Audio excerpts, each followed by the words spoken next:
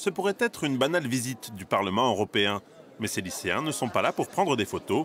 Dans l'enceinte où siègent habituellement les députés, ils viennent donner leur avis.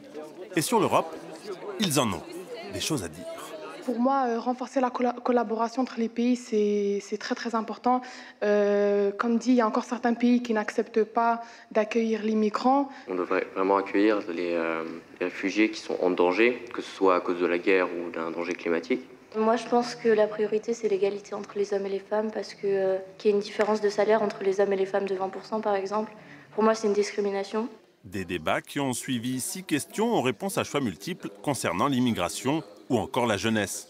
Objectif, définir des priorités pour la politique européenne. L'utilisation accrue des énergies renouvelables ou la réduction des déchets. Le vote est ouvert.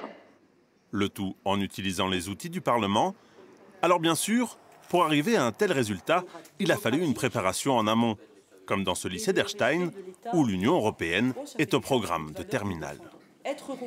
Il faut effectivement le temps de passer par le concret et de voir qu'est-ce que l'Union européenne, concrètement, elle nous a apporté. Pour que, effectivement, on ait peut-être envie de se pencher un peu davantage sur finalement le fonctionnement institutionnel.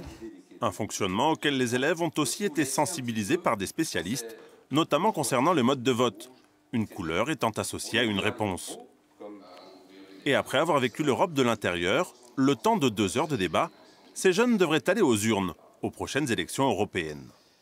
Avant, je me sentais beaucoup moins impliqué que maintenant, donc je pense que je me renseignerai beaucoup plus. Je ne m'y intéressais pas, mais depuis qu'on m'en parle, ça m'intéresse vraiment et j'ai envie d'y participer. Les réponses de cette grande consultation citoyenne seront en principe prises en compte par les chefs d'État pour leur politique future.